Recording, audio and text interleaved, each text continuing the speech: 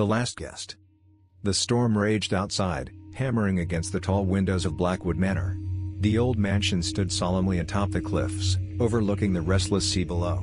Inside, the atmosphere was thick with unease. Lord Reginald Ashford had been found dead in his private study, locked from the inside. Inspector Henry Graves arrived just past midnight, his trench coat soaked from the relentless rain. The guests, gathered in the grand hall, watched him with weary eyes. Among them were Lady Eleanor Ashford, the grieving widow, Charles Harrington, Reginald's longtime friend and business partner, young Miss Violet Ashford, the daughter, whose pale face betrayed shock, and a handful of servants who lurked at the edges of the room, whispering among themselves. "The door was locked when you found him?" Graves asked, directing his gaze toward the butler, Mr. Oliver, who had discovered the body. "Yes, sir. We had to break it open." Graves nodded and made his way to the study. The room smelled of cigar smoke and old paper. Lord Ashford's body lay slumped over his desk, a single gunshot wound to the chest. A revolver rested near his lifeless hand, yet something was amiss. "No gunpowder burns," Graves murmured. "He didn't fire this gun." The pieces were scattered, but the picture was far from complete. And somewhere in this house, the killer was watching. Graves turned to the window. Though the glass was misted with rain, he could see the sheer drop below. No way in or out. The locked door, the gun positioned near the victim's hand, it was staged. Returning to the hall, he scanned the faces before him. "Each of you must tell me where you were this evening and if you heard anything unusual." Lady Eleanor dabbed at her eyes with a silk handkerchief. "I was in my chambers, reading. I didn't hear the shot." Charles Harrington, a heavy-set man with deep-set eyes, crossed his arms. "I was in the library, going over some business papers. We had a disagreement earlier, but Reginald was my friend." Violet, trembling, spoke in a whisper. "I was playing the piano in the drawing room. The storm was so loud. I wouldn't have heard a gunshot." "And you, Mr. Oliver?" Graves asked the butler. Oliver hesitated. "I was ensuring everything was in order for the evening. I went to fetch Lord Ashford for supper and found him like that." A long silence stretched between them, punctuated only by the crackling of the fire. Then, Graves noticed something, the faintest twitch of Charles Harrington's fingers. A nervous tick. "Did Lord Ashford often argue with you, Mr. Harrington?" The man stiffened. "We had business disagreements, nothing more." "But enough for him to rewrite his will just days ago?" Graves countered. A collective gasp rippled through the room. Violet clutched her mother's arm, her eyes wide with disbelief. "That's absurd," Harrington snapped. "Where did you hear such nonsense?" "From Lord Ashford's solicitor," Graves replied coolly. "The new will disinherited you entirely." A tense silence followed, but before anyone could speak, the grandfather clock in the hall struck 1. Its chime echoed ominously through the house. The murderer was here. And soon, they would slip. A flash of lightning illuminated the grand hall, casting jagged shadows across the guests' faces. Graves studied them carefully. Fear, anger, suspicion, each expression revealed something, but none gave away the full truth.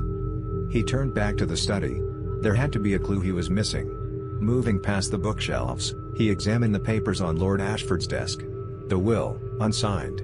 A fountain pen with fresh ink. And then, something curious, a half-filled glass of brandy. Graves lifted it to his nose and inhaled. Faint, but unmistakable. A hint of bitter almond. Cyanide. Lord Ashford hadn't been shot first. He'd been poisoned. Graves returned to the hall, his voice cutting through the tense silence. Lord Ashford was poisoned before he was shot. The gun was a cover-up, meant to stage a suicide. The revelation sent a ripple of shock through the room. Lady Eleanor turned pale, clutching her throat. Poisoned? But who? Someone who had access to his drinks, Graves said. His gaze settled on Mr. Oliver, the butler. You served him brandy tonight, didn't you? Oliver's lips parted, but no words came. And yet, he never drank alone, Graves continued. Someone was with him. Someone who slipped the poison into his glass. All eyes turned to Charles Harrington. You're mad, Harrington barked, stepping forward. Why would I poison my oldest friend?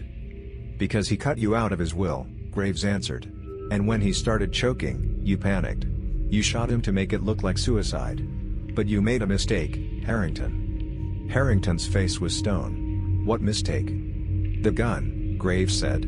It was placed too neatly, too deliberately. A man gasping for breath wouldn't set it down so carefully.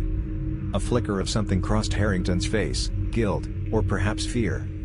Then, in a blur of movement, he lunged for the fireplace poker. Graves moved swiftly. Before Harrington could swing the heavy poker, the inspector seized a candlestick from the mantel and struck his wrist. The weapon clattered to the floor. Enough! Graves barked, pinning Harrington against the wall. The man struggled, but his strength was no match for the inspector's iron grip.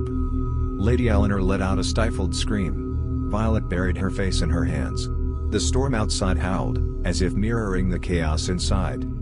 "You poisoned Lord Ashford because he was going to ruin you," Graves continued. "And when you realized he was dying, you grabbed the revolver from his desk and fired, hoping to fool us all. But you forgot one thing: cyanide acts quickly, and he was already too weak to have pulled that trigger himself." Harrington's breath came in ragged bursts. Then, his body sagged, defeated. "It was his fault," he spat. "He was taking everything from me, our business, our partnership, my future. I gave my life to that company, and he was going to throw me away like rubbish." The weight of his confession settled over the room. The truth, at last, had been revealed. Graves gestured to Mr. Oliver. "Send for the constable." As the butler hurried out, Harrington let out a bitter laugh. "You think this house will ever be free of death, Inspector? Blackwood Manor has its ghosts. And one day, they'll come for you too."